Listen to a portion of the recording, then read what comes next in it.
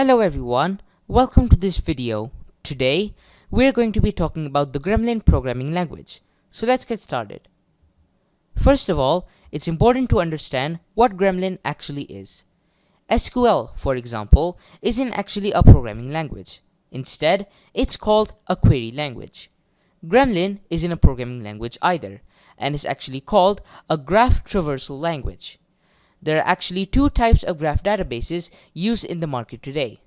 The first is OLTP databases, and the second is OLAP databases. OLTP stands for Online Transaction Processing, while OLAP stands for Online Analytical Processing. OLTP databases are used for transactions in places like supermarkets, while OLAP databases are used for handling big data and performing complex calculations. Internally, Gremlin works by using virtual machines in the backend, which is how it's kept secure, and it was created in 2009. Gremlin was created by Apache, specifically Apache Tinkerpop. If you don't know what Apache is, they are the biggest open source software foundation with hundreds of award-winning softwares to their name. Apache Tinkerpop is one of them. Now, let's have a look at this Gremlin query and how it compares to a normal SQL query. Of course, there is a fundamental difference between the two. While Gremlin is used for graph databases, SQL is used for normal RDBMS databases. The main similarities between the two are group count, which is the equivalent of merging the SQL count keyword and group by keywords together. It is also important to note that Gremlin selects its vertices using a label, while SQL selects its data using the database name. Now, let's have a look at some advantages and disadvantages of Gremlin. Let's start with advantages first. The first advantage Gremlin has to offer is that it is very easy to use. Once you actually get the hang of using the language for day-to-day tasks, it's quite easy to use. This is very similar to SQL, where learning it in the beginning is quite difficult, but once you get the hang of it, it becomes much easier. The second advantage is that Gremlin has a very good documentation created by Tinkerpop. Everything in the documentation is explained clearly, excluding a few functions, and overall, I had very little problems with it myself. It's also very visual, which makes it a lot easier to understand. The final advantage is that Gremlin is compatible with both OLTP and OLAP engines.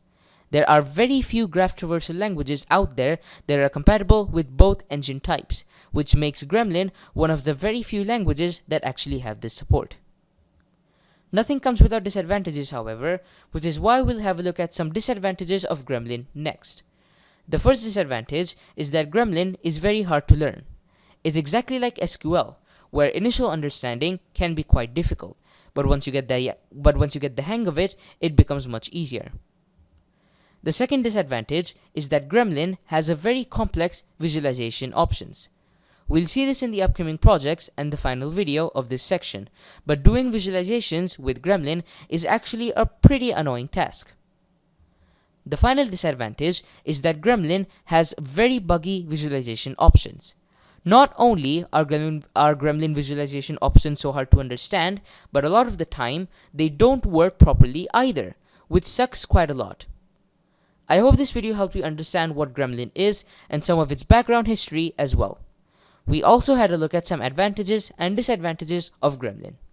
Thank you for watching, and I'll see you in the next video. Bye! Hello everyone, welcome to this video. Today, we're going to be talking about the data model of the air routes dataset that we'll be using throughout this course. Let's get started. First of all, it's important to understand how data is actually organized for loading into a Neptune database. This is done using RDF and CSV file formats, both of which we have discussed before. Throughout this course, we are going to be concentrating on CSV, as it is the most commonly used file format throughout Neptune. The air routes dataset and all other Neptune datasets divide their database into two main files: the nodes file and the edges file.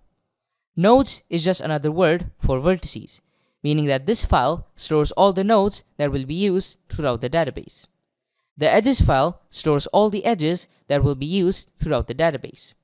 These two CSV files are loaded at once into Neptune to form the complete dataset. Now, let's have a look at some snippets of nodes.csv and edges.csv. We'll discuss the data used inside them, as well as how you can make your own dataset using the format of these two files. Let's start with the nodes.csv file.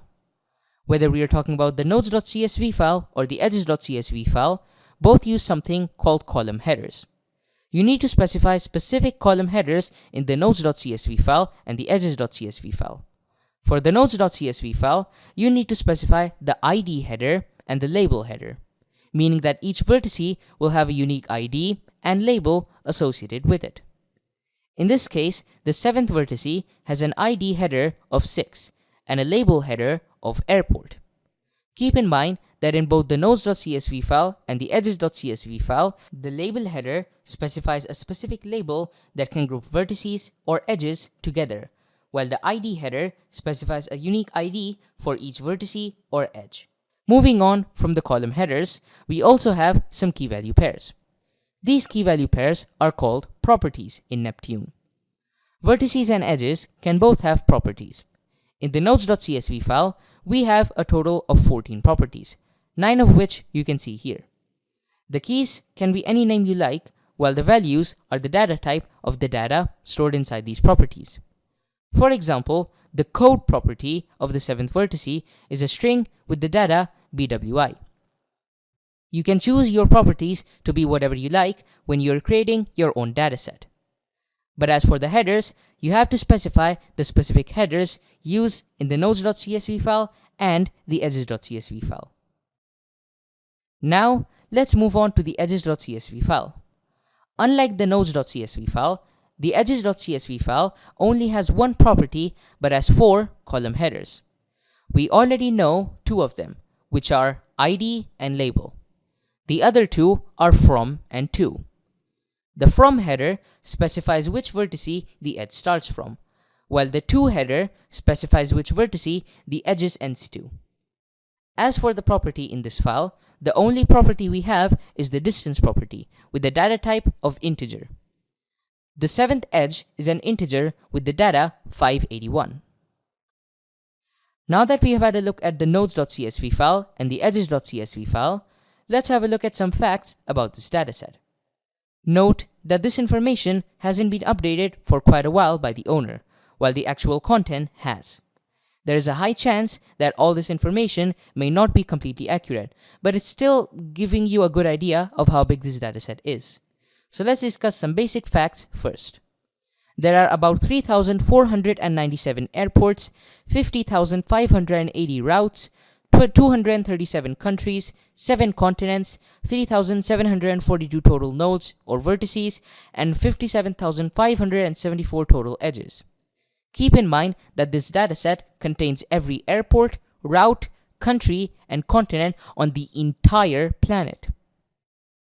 Here are some additional observations. Since there are so many, let's just have a look at 5 of them. The first observation is that the longest airport route in the world is between SIN and EWR, which is 9,523 miles or 15,325 kilometers. The second observation is that the shortest airport route in the world is between WRY and PPW, which is 2 miles or 3.2 kilometers.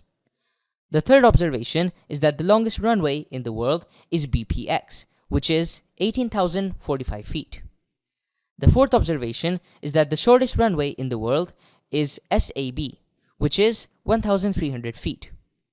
The fifth and final observation is that the country with the most airports is the United States of America, which has 586 airports. Before we end this video, let's have a look at the GraphML file format and what it does. A GraphML file is an altercation of the XML file format, which is specifically used for graph databases. If you don't know what XML is, its full form is Extensible Markup Language. It is a markup language that defines a set of rules for encoding documents in a human-readable and machine-readable format. It is used for storing and organizing data using tags. If you know how HTML works, it's quite similar to HTML, except HTML tags are responsible for displaying data, while XML tags store and organize data. And just like how XML can be used to store all kinds of data, you can use GraphML files to store vertices, edges, properties, labels, and much more. I hope this video helped you understand the data model of the AirRoutes dataset. Thank you for watching, and I'll see you in the next video. Bye! Hello everyone, welcome to this video. Today, we're going to be learning about how we can select vertices and edges using Gremlin. So let's get started. Please note that all of the notebooks that you will see in this section can be accessed inside the course folder. To upload the notebooks to your Neptune database, go to your Jupyter notebook over here and then click on the upload button. Then you can select the notebook that you want to use and jump right in. Let's get started with today's Jupyter notebook, selecting vertices and edges. Keep in mind that throughout the course, the words functions and methods will be used interchangeably. They are actually different, but in this context, they will both mean the same thing. Gremlin queries are chained functions/methods that use outputs from previous functions to populate inputs for other functions. They can have multiple arguments too, which can be specified inside the brackets of those functions/methods. Now, let's load the AirRoutes dataset into Neptune. But first, we need to understand what magic keywords are in Jupyter notebooks. Magic keywords are special keywords used in Jupyter notebooks to perform special functions on the contents of the cell that it resides in. The seed magic keyword is used to load databases into our Neptune database. These databases are made ready by AWS. Many magic keywords use 2 exclamation marks instead of 1. Magic keywords with 1 exclamation mark only manipulate the content in its own line, whereas magic keywords with 2 exclamation marks manipulate the content in the whole cell. By the way, you can run cells by clicking on the Run button over here, or you can click Ctrl Enter for Windows or Command Enter for macOS. Now, let's run the seed function, the C magic keyword, and see what happens. So when I run this magic keyword using Ctrl Enter, or you can press the Run button, it gives me this drop down over here. So first of all, I have to select my language. I'm gonna select Gremlin. Then we have to select our dataset. In this case, we are using the airports dataset. Then we're gonna click on Submit. Once we do that, it's gonna start loading the data into our Neptune database. This can take some time, so please be patient. As you can see, the data has now been loaded. Now, let's move on to discussing our first function. The first function we'll be discussing is the Gte function. The Gte function is used to select a specific vertice inside the database. You can do 2 things with Gte. Either you don't specify any arguments and it returns all the vertices in the graph. But keep in mind that this probably will crash your Jupyter notebook due to the sheer amount of data being outputted. Or you can specify the name of a specific vertice and it will output data relating to that vertice. So as you can see over here, we are using a new magic keyword, the Gremlin magic keyword. And since this has 2 exclamation marks, it will manipulate the contents of the whole cell. So the contents don't have to be in the same line as the magic keyword. So now we are going to be running this second cell because I don't want my computer to crash and then the recording going corrupt. So if your computer is strong enough or if you don't have any sensitive data open, feel free to run this cell over here by clicking the Run button or Ctrl Enter for Windows. You can also use Command Enter for macOS. But we're just going to be running this cell over here. So as you can see, this is our Gremlin output. This is how Gremlin outputs are shown inside Jupyter notebooks. You have the query metadata, which shows you the query mode. It's usually just query. It shows you the request execution time in milliseconds. This request took 65 milliseconds to process. These are the number of results. We only have 1 result over here. And then we have the response size, so how many bytes the response size is. In this case, it's 96 bytes, which is very, very low. Now over here, we have vertice number 153. And the reason it shows us vertice number 153 is because in the brackets, we specified vertice number 153. So that's the only vertice that it outputs. And if we run this function over here without any specific vertice, in that case, it will output all of the vertices inside the graph. Again, this might crash your computer. Now, let's move on to the Gte function. The Gte function is used to select a specific edge in the database. It works exactly like the G.V function, except it selects edges instead of vertices. Unlike vertices, however, edges do not have names. That is why if you want to select a specific edge in Gremlin, you have to use the hasLabel function. We will cover this in later videos. Now let's run the cell and see what happens.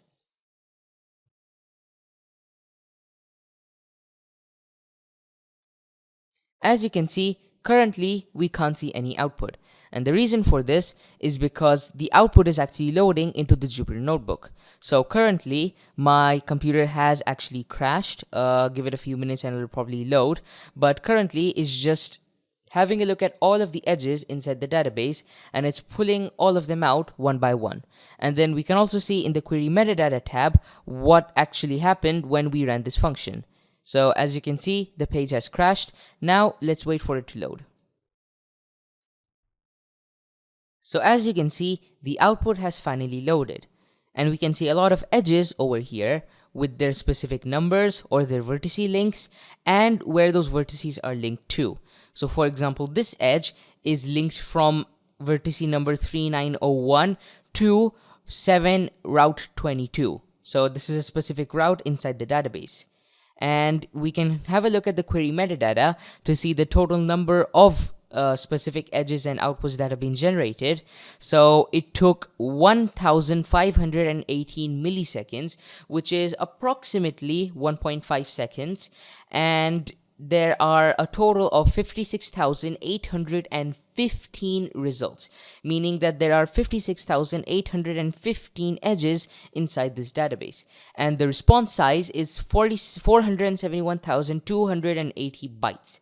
And that roughly equals to about 0.4 megabytes, which isn't a lot, but as you can clearly see, it's more than enough to crash the Jupyter Notebook. So you should really be careful when you are using very high-powered queries. And it's the same thing with SQL.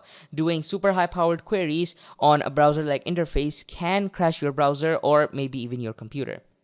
So that's the Gte function. Now let's have a look at this cell over here. So before we end the video, here's a fun fact. You can use the db reset magic keyword to empty the Neptune database completely. Note that this will not affect any of your Jupyter notebooks. And by adding the yes flag, this one over here, we can tell Neptune that we are sure we want to do this and it won't ask us for any confirmation. So let's run the cell and see what happens. Now if we run this cell, this is the output that we get. So this is a status code, and the status code is 200. The status code 200 is a universal symbol that means OK. So what that means is that the database has been resetted successfully. Now our database is completely empty, but all of the notebooks will still be retained. I hope this video helped you understand the most important functions used inside Gremlin. Thank you for watching, and I'll see you in the next video. Bye! Hello everyone, welcome to this video. Today, we're going to be talking about some traversal functions used inside Gremlin. So let's get started. Before we start, we need to reload the AirRoutes database into our Neptune database as we deleted the contents of our database in the last video. Once again, we can do this using the seed magic keyword. So we'll go over here and we'll run the cell, then we'll select the language, which is Gremlin, then the dataset, which is the airports dataset, and then we click on submit. And as you can see, the dataset is currently being loaded. So once it's loaded, we can continue with today's lesson. So as you can see, the dataset has now been loaded. So now let's have a look at the in function. The in function is used to select incoming routes relating to a specific vertice or edge. Keep in mind that routes are a combination of vertices and edges, meaning that the output of this function and the output of the out function both return a combination of vertices and edges. Basically, we are looking for routes which we can use to get to our current vertice. You can do two things with the in function. Either you don't specify any argument and it returns all the incoming routes relating to the vertice or edge that's specified. Or you can specify a group of vertices and it returns only those routes which are linked to that group of vertices. So let's have a look at how it works. Now, first of all, I'm going to run this function. So what we're doing over here is we have a vertice number 1070, and we're looking at the incoming routes of that specific vertice. So let's run the code and see what it does. Now over here, we have 56 outputs. So all of these outputs are the different vertices that we can get to when we go from vertice number 1070. So let's say we were on vertice number 30 and we wanted to get to vertice number 1070. So in that case, they are right next to each other. So they can easily get to each other. Now, the out function is basically the opposite of this. But before that, let's have a look at how you can specify a specific group of vertices inside the in function. So let's run this cell. The exact same thing, except now we are only looking for specific routes or specific vertices which have the route label or are in the route group. So as you can see, we have 54 outputs. So we have 2 less outputs than we had in this output over here, meaning that 2 outputs are not actually routes and they're something else. Now, in this specific array routes dataset, we also have countries. So it is possible that those 2 are countries. So that's the in function. We can look at incoming routes that are related to our specific vertice. Now, let's move on to our out function. The out function is used to select outgoing routes relating to a specific vertice or edge that you specify in a graph. And basically, we are looking for routes which we can use to get to another vertice from our current vertice. It's the exact opposite of what we tried to accomplish with the in function. With the in function, what we tried to do was we wanted to see which vertices we can use to get to this vertice over here. And with the out function, we're having a look at what vertices we can get to starting from this vertice over here. So that's basically what we're trying to do. Now you can do 2 things with the out function. Either you don't specify any arguments and it returns all the outgoing routes relating to the vertice or edge that's specified, or you can specify a group of vertices and it returns only those routes which are linked to that group of vertices. So let's have a look and see how it works. So basically the same concept as the in function, but opposite. So let's run the code over here and see what actually happens. So over here we have 155 outputs. That's quite a lot of output. And we're starting from vertice number 17, meaning that we're looking at the outgoing vertices or the vertices where we can get to starting from vertice number 17 over here. So there are 155 vertices that we can get to, or in other words, 155 routes. So whenever I say there is 155 vertices that we can get to, I mean routes, because you cannot get from one vertice to another if there are no edges. Edges are like the roads that you use to get from one vertice to another. So just keep that in mind. Now let's run the second code cell. Over here, we have vertice number 17. Same one as before, but this time in the out function, we specified that we only want to look at the outputs which have the root label or are in the root group. Now over here, we have the same number of entries, 155 entries, meaning that the number of vertices over here that have been outputted and the number of vertices that have been outputted over here are exactly the same. And what this also means is that all of these vertices do have the route group in common, meaning that there aren't any vertices which do not have the route group in common, which you can get to from vertice number 17. So that's what we found out using this query over here. Now keep in mind that you can combine the in function and the out function to select both incoming and outgoing routes from a specific vertice or edge. But this can only be done using the and function. The reason for that is because let's say you specify the out function over here and then you specify the in function right after that. So something like this. Now, what would happen when you specify this is that it would take the output of these outputs over here. So in this case, it would take these 155 outputs and it would look at the incoming routes of these 155 outputs, even though that is not what we want to do. We want to look at the incoming and outgoing routes of this specific vertice over here, vertice number 17, before any actions are actually performed on this out function over here. So to do that, we have to use the AND function. Now we will cover all of this later on, so don't worry about that right now. I hope this video helped you understand the traversal functions used inside Gremlin. Thank you for watching, and I'll see you in the next video. Bye! Hello everyone, welcome to this video. Today, we're going to be learning about the most popular checking functions used inside Gremlin. So let's get started. Today's Jupyter notebook is checking functions. We're starting off with the has function. The has function is used to select a vertice or edge that has the property specified. Properties are made up of keys and values. You can do two things with the has function. The first is only specifying a key to output all of the vertices or edges with the key specified. The second is specifying both a key and a value to output all of the vertices or edges with the key and value pair, also called a property, specified. Keep in mind that wherever I mention vertices or edges, it means that you can use the same functions with both vertices and edges. If you use g.e, you're performing the function on an edge. And if you're using g.v, you're performing the function on a vertice. Now, let's run the magic keywords and see what happens. Let's run the first cell. And here is the output we get. Now, what's actually going on over here? Let's have a look at that. First of all, we are selecting vertice number 18.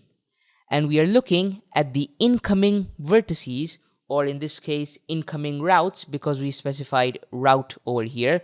So we're having a look at the route group, and we're finding incoming vertices that are linked to vertice number 18, which have the label, or which are in the group route. Then we are having a look at those routes, those incoming routes, and finding which one has a key called code. And all of them, all 263 entries show up. Now, why is that?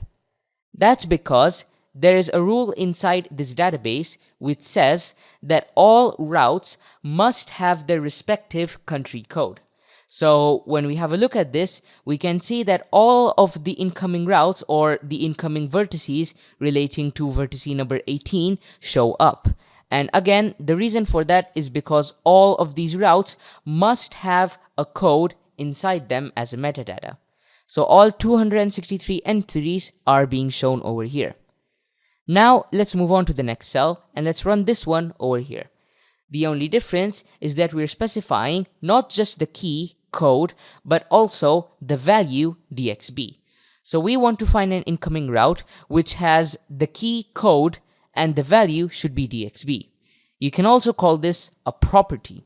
So there's only one vertice which relates to vertice number 18 that has the code of dxb. In this case, it's vertice number 58.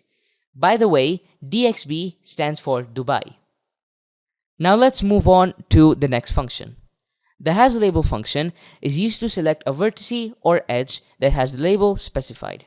Labels are IDs that are contained as metadata. Multiple edges and functions can share the same label. You can do two things with the hasLabel function. First of all, you can specify one label and Gremlin will find all the vertices or edges that match the specified label. Or you can specify multiple labels and Gremlin will find all the vertices or edges that match the specified labels. Now, let's run the magic keyword and see what happens. Now, when we run this magic keyword, we get 237 entries. All of these are vertices. So what's actually going on over here? We are finding any vertices inside the graph which have the label country. So in this case, all of these vertices are relating to a specific country. So there are 237 entries, or we could say 237 countries inside this dataset. Now let's execute the second cell. It's the same thing, except we are specifying something else over here as well. I accidentally put a dot at the end, so that's why it's giving me an error. Keep in mind that you cannot put a dot after the last function inside any Gremlin query. So make sure that you don't do this mistake. Now I run it again, and here is my output. Again, I have 237 entries. But that seems weird. Why do I have 237 entries even though I put an extra label over here? Basically, I put an extra rule that says that only show the vertices which has the label country and the label code, but it still shows the same amount of entries in pretty much the same order. So why's that happening? The reason for that is the same reason that we discussed over here. All of these vertices over here need to have at least these two labels. The country label that specifies that this specific vertice is in fact a country, and the second label, which is the code. And the code specifies what property that it's actually linked to. So in this case, the code can be DXB, the code can be some other country, and all of the countries should have a unique code associated with them. So that's why when we run this specific command, it shows the same number of entries because all of the countries do have codes anyways. So that's why the number of entries that are outputted do not change. I hope this video helped you understand the most important functions used inside Gremlin. Thank you for watching, and I'll see you in the next video. Bye! Hello everyone, welcome to this video. Today, we're going to be talking about some pathfinding functions that you can use in Gremlin. Let's get started. Let's start with the path function. The path function is used to output a traversal's history, from start to end in utmost detail. You can only do one thing with the path function, which is adding the path function to the end of your query to get the complete history of that query's output. Let's have a look and see how it works. So as you can see, I have a code cell over here. Now let's examine what it does. We have vertice number 14, which is where we're starting from, and we're having a look at the outgoing routes of vertice number 14. Then what we're doing over here is we're having a look at the outgoing routes of the outgoing routes that we got back. Just to demonstrate, let me remove this function over here, and let me execute the command just like this. As you can see, we have a total of 81 entries. Now, let me add the out function once again. And now, let me execute it again. And as you can see, we have 5,211 entries. That's a lot of entries. So the reason we have so many entries is because we're looking at the outgoing routes of these outgoing routes that we got. So the 81 entries that we got, we are looking at the outgoing routes of those entries as well. So that is why we are getting so many entries over here. So now let's do the same thing with the path function. Now what's the purpose of actually using the path function over here? Well, imagine you want to have a look at vertice number 11, for example, and you want to see where it actually came from. How did we get to vertice number 11 starting from vertice number 14? How did we actually do that? Well, we can view all of that using the path function. We can look at the traversal history of each specific vertice and see how we reached to that point. So let's execute this cell and see what happens. Note that it might take some time to actually process this cell because this is a pretty heavy output.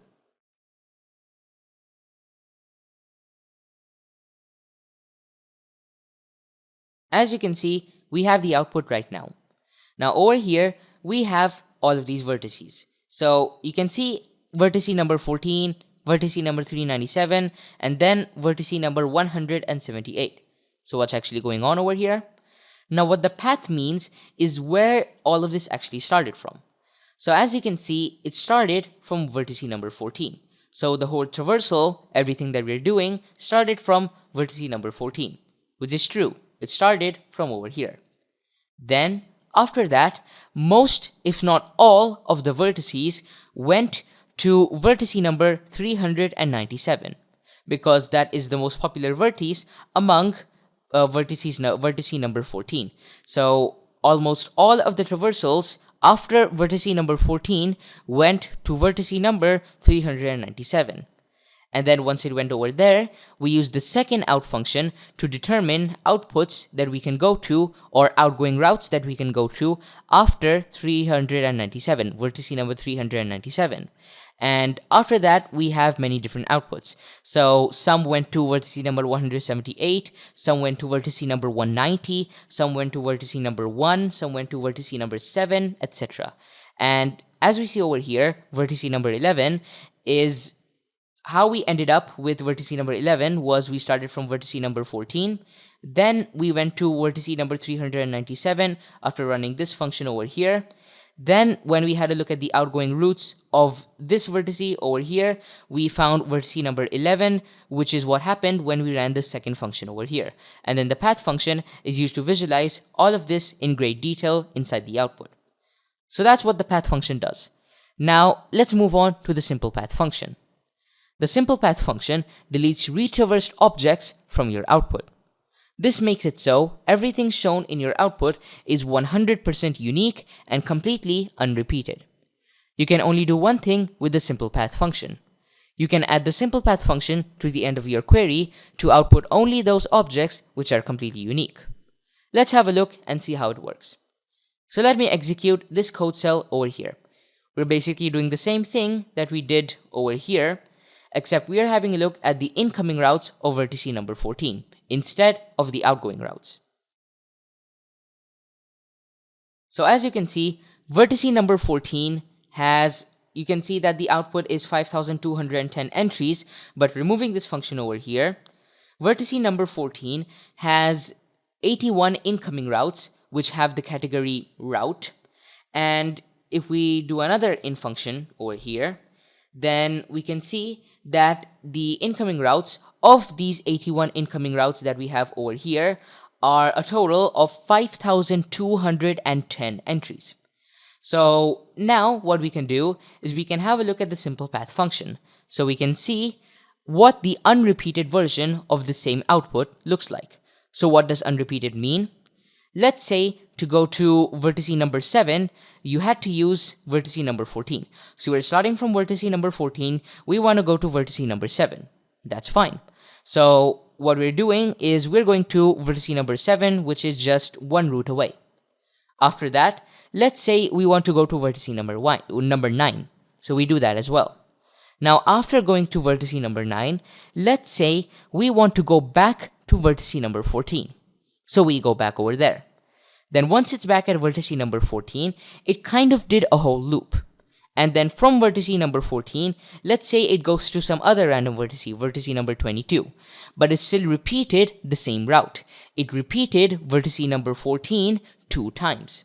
So these are called repeated traversals. So these repeated traversals are cancelled out inside the output, or they're not shown inside the output when we use the Simplepath function. So let's run this cell over here and you'll understand what I mean.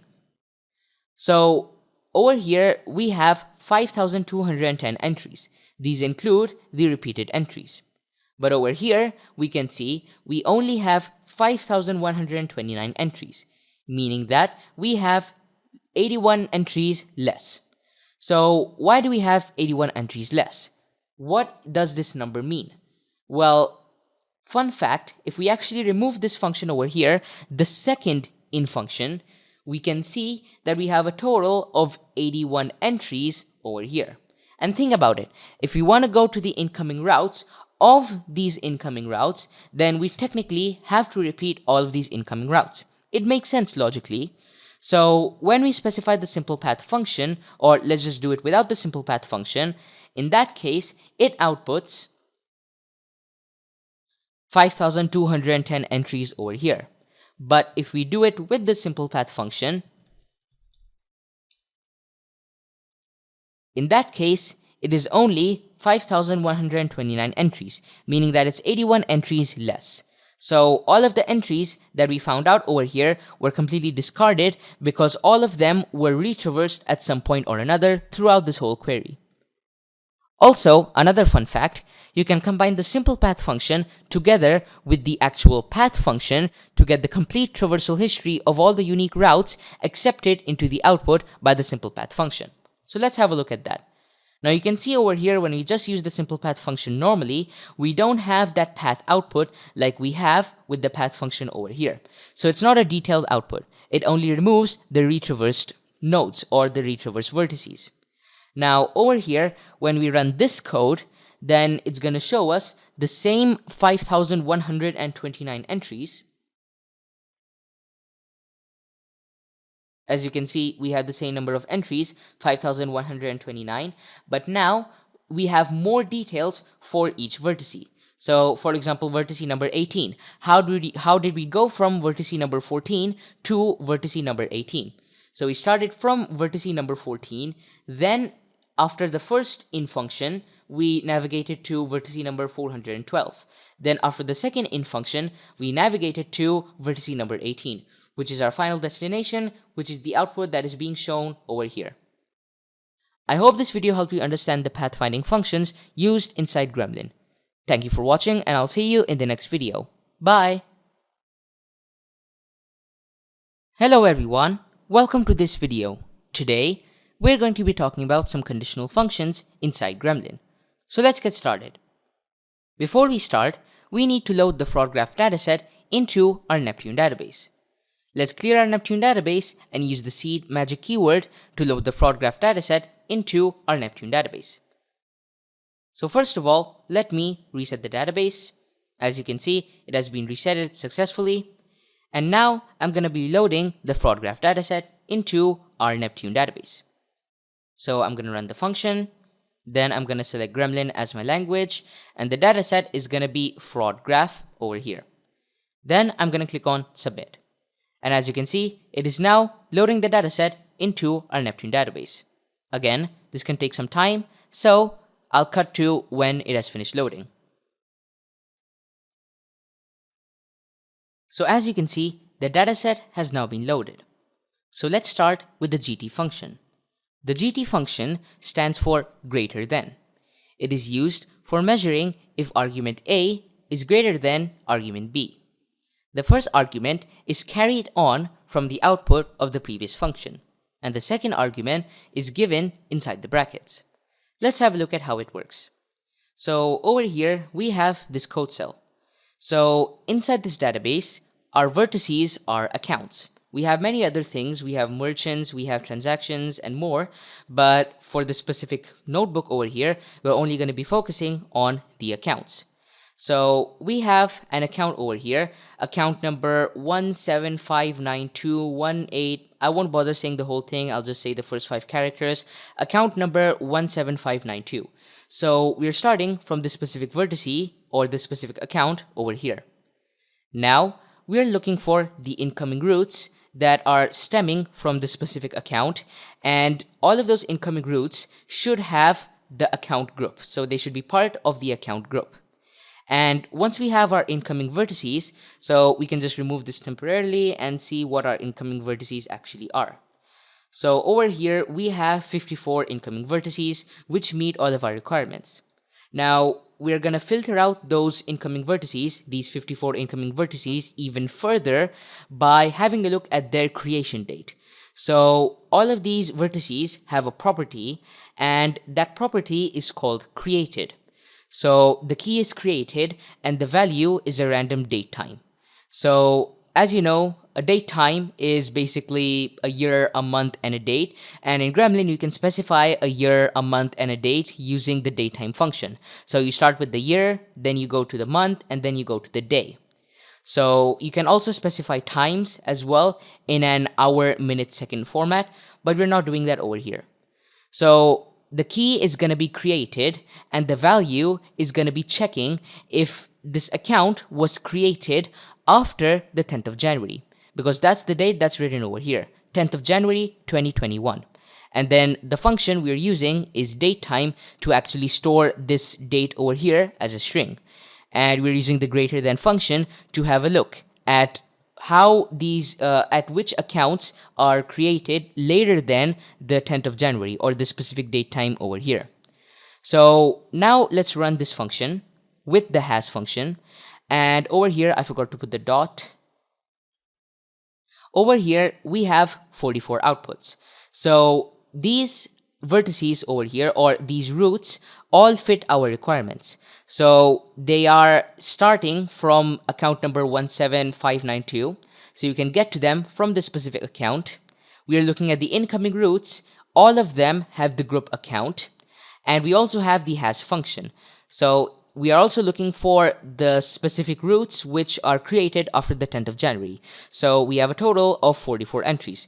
And if we remove this, if we do all of this without this has function over here, then we get a total of 54 entries, meaning that we get 10 extra entries or 10 less entries when we use the has function for further filtering. So now let's move on to the Gte function. The Gte function stands for greater than or equal to.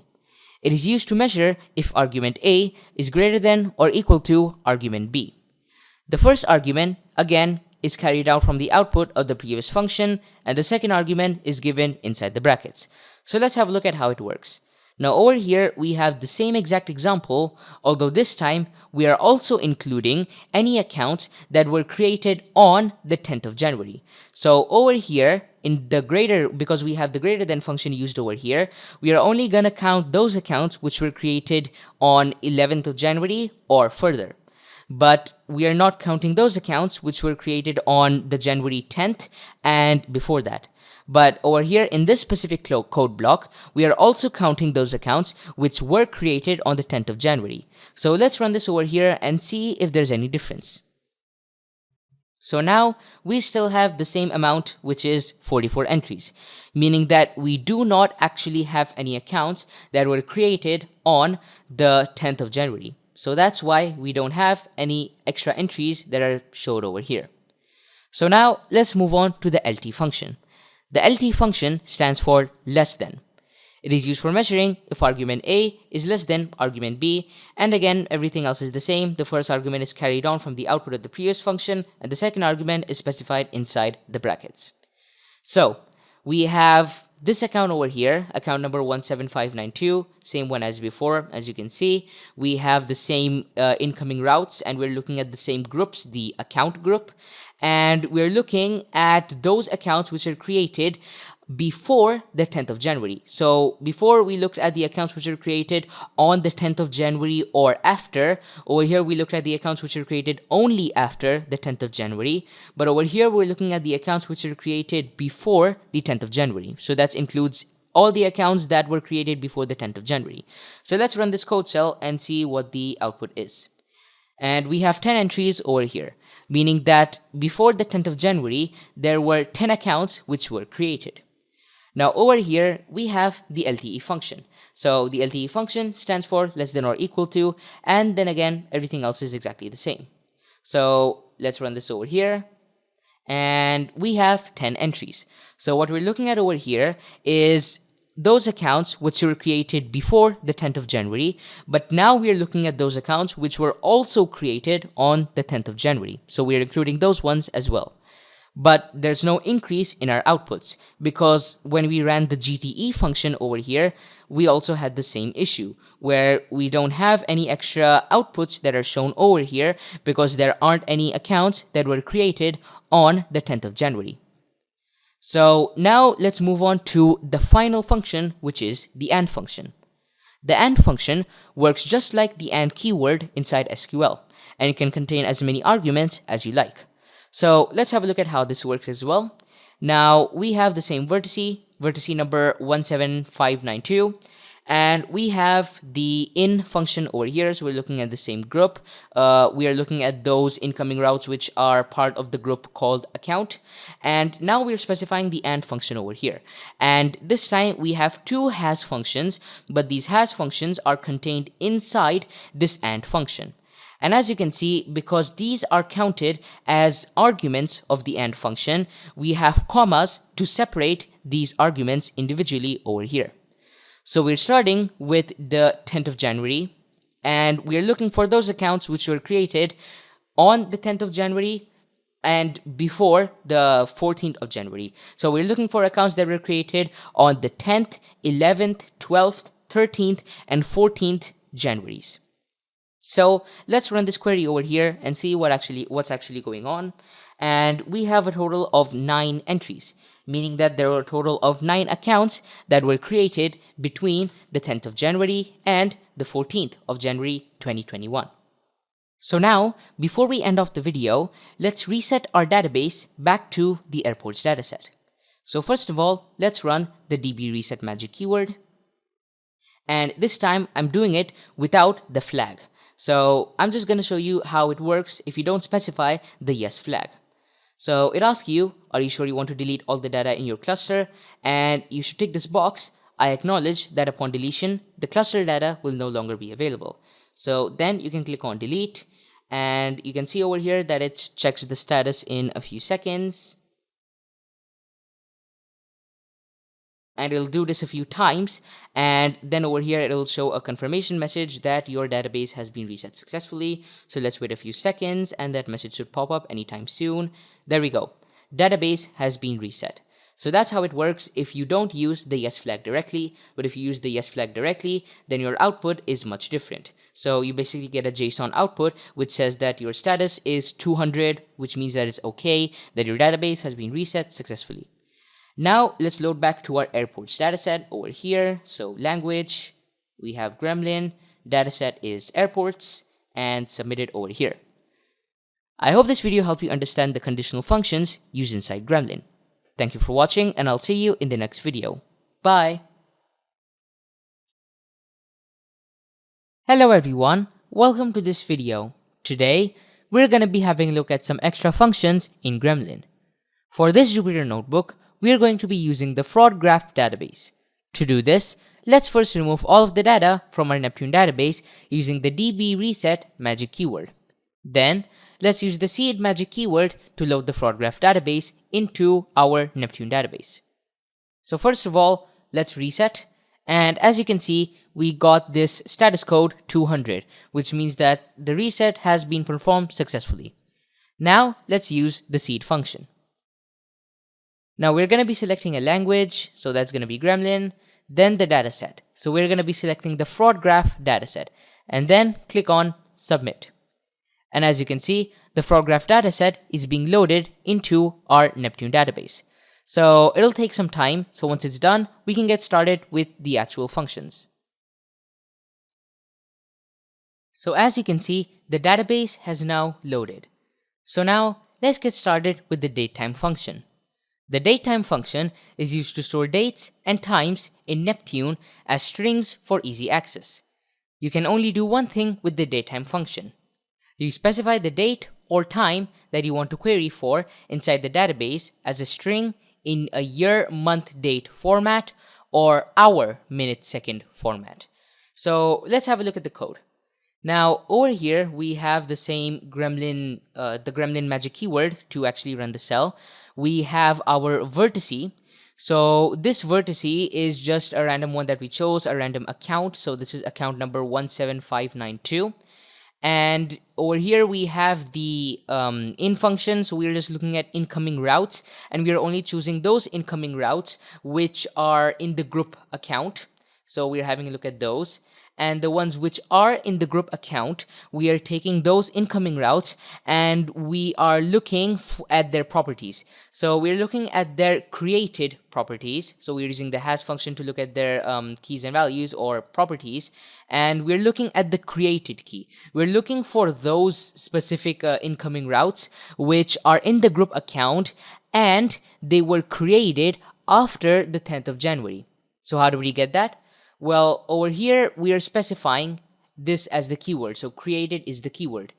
And over here, this is the value. The value is greater than or equal to. We are using the Gte function. And inside the Gte function, we're using the datetime function. And the datetime function contains the actual date that we're having a look at. So basically what this means is that if the specific node or vertice was created after the 10th of January, so greater than or equal to the 10th of January, in that case, it's going to be included inside the output. So now let's run the cell. And as you can see, here is our output. So you can see tons of different vertices shown over here, but you can see that they have kind of a gibberish name. So the reason they have such a weird gibberish name is because these are actually encrypted forms of the actual vertice names. So that's why they look really weird. So thanks for watching this video, guys. In the next video, we're going to have a look at the value map function and see what it does. Thank you for watching, and I'll see you in the next video. Bye! Hello everyone, welcome to this video. Today, we're going to be having a look at the value map function. The value map function is used to map the properties of an element. You can only do one thing with the value map function. You specify the order in which you want the values to be mapped in the output. So let's have a look at the code over here. First of all, we're choosing a random vertice, account number 43980. Then we're looking at the incoming routes, and we are only choosing those incoming routes which are part of the feature of account group. Then we're outputting the path of this query over here. And now what we're doing over here is we are sorting how this path is actually going to be shown. So we are basically sorting how the output is going to be seen over here in the console. So first of all, let's run the command. Now over here, the value map function is usually used in combination with the by function. So it's basically a parameter of the by function. So the by function, as you know, is used to sort. So is the same in SQL and also is the same in Gremlin. But over here with the value map function as an argument, what we can do here is we can sort it by the order of elements that is mentioned over here. So first the account number, then the last name, then the first name, and finally the value. So let's have a look at that and see if it's correct. First of all, we have the account number, that's right. Then we have the last name, that's right too. We have the first name, yup, and we have the value, also true. So all of these last names and first names and also the account numbers are pretty much the same in each entry, and the reason for that is because we are comparing this single vertice. We're not comparing any others. And when we look in the feature of account category, we are basically getting the features of this account that are related to the account itself. We're not looking at other accounts themselves. So we have the different features which are relating to this account, but they are stored as different vertices that are connected to this vertice over here, the account one. So we have an IP address, 27.121.78.75. Here we have an email address. Here we have a phone number. We have another email address. We have a physical address. We have a date of birth and also a time. And we have another phone number over here. So that's basically how this specific code block works. Thank you guys for watching this video. Hope you understood what the value map function does. In the next video, we're going to be having a look at the group count function. Thanks for watching, and I'll see you in the next video. Bye! Hello everyone, welcome to this video. Today, we're having a look at the group count function. The group count function is used to count the number of occurrences of something in the graph, but divides the output to its appropriate groups. You can do only one thing with the group count function. You add the function to the end of your query, and it will output the number of occurrences divided between the appropriate groups available. So over here, we have a piece of code. So this is basically the same query, but using the normal count function. So what are we doing over here? We are having a look at all the queries which have the feature of transaction group, and we are also looking for ones that have the label of IP address. So we're looking for a vertice which is part of the feature of transaction group and also has the label IP address. And we want to count how many of these there are in the whole graph. So let's have a look at the output. Here we can see our output. So this is 20,233, meaning that there are 20,233 occurrences of IP address vertices, which is quite a lot. Now let's do the same thing but with the second piece of code. But over here, we are replacing the count function with the group count function. So let's run this and see what happens. As you can see, it took a little more time to run, but you can see that the output is much more diversified. You can see that there are tons of small things that you can see over here, and they're all outputted in one line. What's actually going on over here? Well, when you use the count function, it counts everything and gives it to you in a lump sum. But when you use the group count function, it divides all of these outputs to each node or each vertice. So over here we have this vertice called feature 31.222.75.131, and you can see that it has two IP addresses associated with it. Then we have another vertice over here, feature 46.173.142.77, and this has one IP address associated with it. So you can see how the output is basically given over here, and you can see how if you add all of these numbers, so we have a 2 here, a 1 here, a 1 here, we have a 10 there, and if you add all of these outputs, it'll total up to 20,233. So that's basically what this function does. The same thing as this, except it diversifies your output to include a key and a value, the key being the actual vertice or the actual thing which it's linked to, and the value being the actual count. Thanks for watching this video, guys. See you in the next video. Bye.